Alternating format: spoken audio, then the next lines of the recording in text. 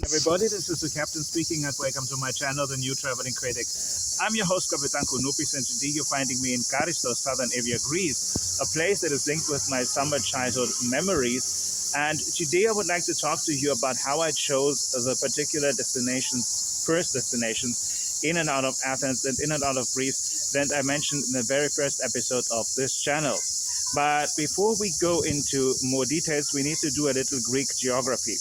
So Greece is divided into 51 districts called nomi, singular nomos, plural nomi, and each district, each nomos has a capital.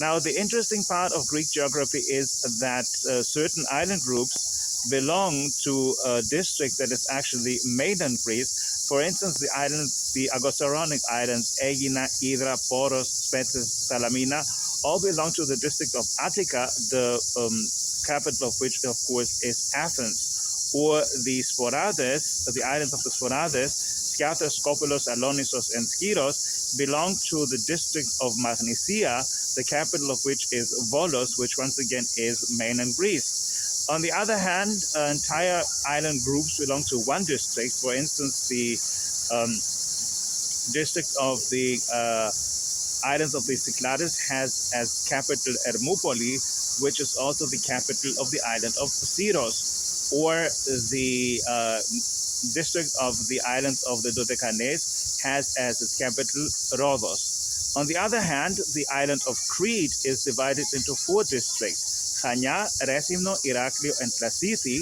with their capitals equivalently being Chania, Rethymno, and Iraklio, but the capital of the district of Lassithi is Agios Nikolaos. And by the way, the capital of the district of Evia is Chalkida.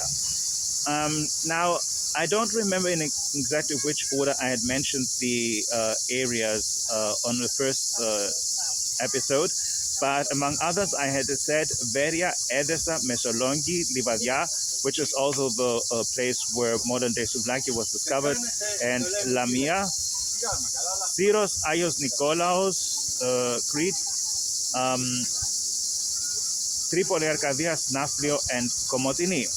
And these were inspired by a quiz on Google about capitals of districts in Greece. But I had also mentioned Karistos and Dilesi, and these are places that are linked with my summer childhood memories. I had also mentioned Thessaloniki and Hydra, and those places were inspired by an article on Google about how artificial intelligence imagines various areas in Athens and Greece as women. And I'd also mentioned Poros, which is the place where I like to retreat when I want to find my peace of mind. I had mentioned Salamina, where every October a Shulfin festival is taking place. And I'd also mentioned Karditsa, where a friend of mine, more specifically at Placida Lake, is having a dog shelter. Now, as far as our destinations abroad were concerned, I had mentioned Catania, Sicily, Italy, including a trip to Taormina, Cairo, Egypt, Istanbul, Turkey, Bucharest, Romania, Malta, and Belgrade, Serbia. And once again, those were inspired by an article on Google about destinations that are not more than 2 hours flight away from Athens, from Greece. But I had also said that we were intending to visit Bulgaria and Montenegro, and this is for two reasons. Bulgaria is because I owe a friend in Bulgaria a visit since 2020, and with Montenegro something very interesting happened.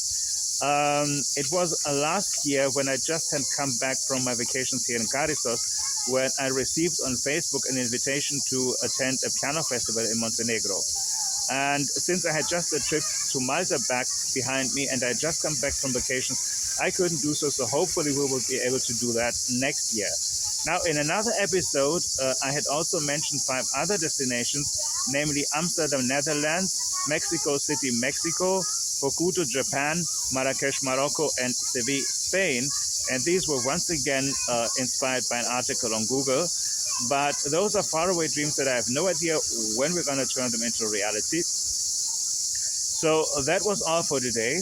As our next encounter is scheduled to be after July the 10th, and since on July 10th, 1973, under President Lyndon Pingding, the Bahamas declared independence from British occupation, I would like to wish all our viewers on the Bahamas a happy Independence Day.